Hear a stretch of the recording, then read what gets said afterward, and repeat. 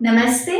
सिद्धि channel में आपका स्वागत है और मैं हूँ गुरप्रीत। सतगुरु नानक प्रगटया मिटी धुंध जग चानन हुआ।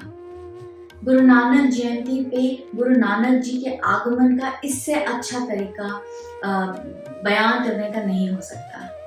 गुरु नानक देव जी के आने से हमारी सारी की सारी जो दुविधाएं हैं, जो एक धुंध है हमारे दिमाग में, वो हट जाती है। धुंध जो अज्ञानता से आती है, ये धुंध सिर्फ ज्ञान ही हटा सकता है और ज्ञान गुरु नानक देव जी ने बहुत दिया हमें।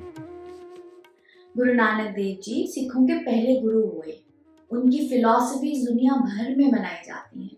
उनकी सबसे बड़ी सोच और फिलॉसफी रही है जो उन्होंने खूब स्प्रेड भी की जब वो ट्रैवल कर रहे थे, जब वो उन्होंने दुनिया घूमी।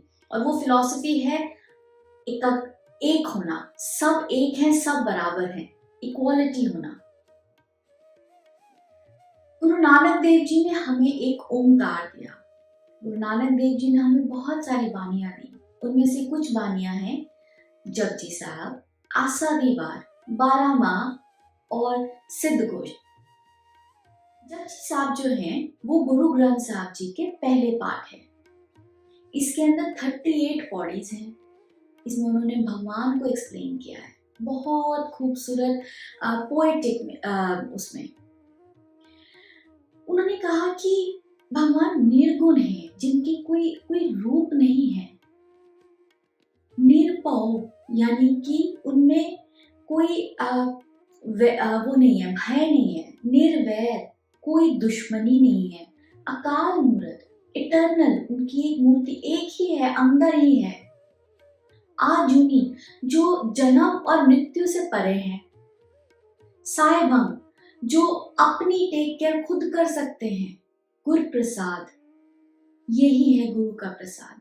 ये हुआ मूल मंत्र का एक छोटा सा आपके लिए सिनॉप्सिस जो जपजी साहब हमें सिखाते हैं। जब आप जपजी साहब पढ़ते हैं, यही है उनकी ब्लेसिंग आपके लिए। फिर है आसा दी वार।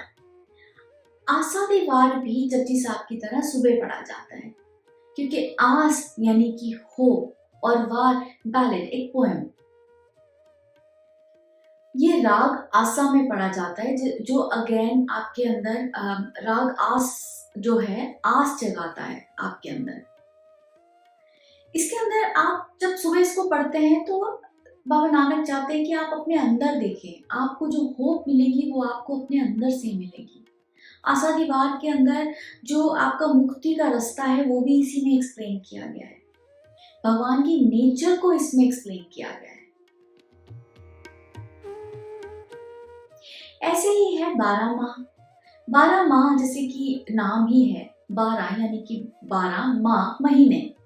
12 महीनों को गुरु नानक देव जी ने बहुत सुंदरता से पोएटिक रूप में एक्सप्लेन किया है कि किस तरह से नेचर चेंज होती है हर महीने, और किस तरह से ये नेचर आपको चेंज करती है फिजिकली और स्पिरिचुअली। फिर है सिद्ध गोष्ठ।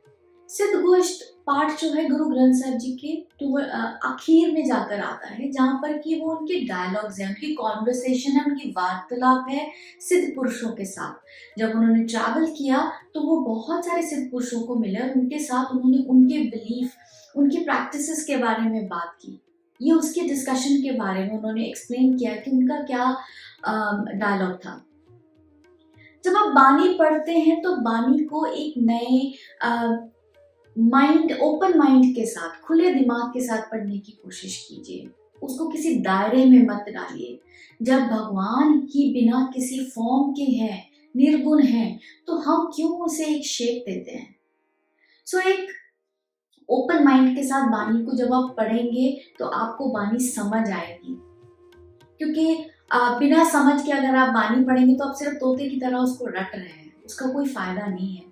जब आप उसको समझना शुरू करेंगे, उसको प्रैक्टिस करना शुरू करेंगे, तभी आपको गुरु प्रसाद मिलेगा।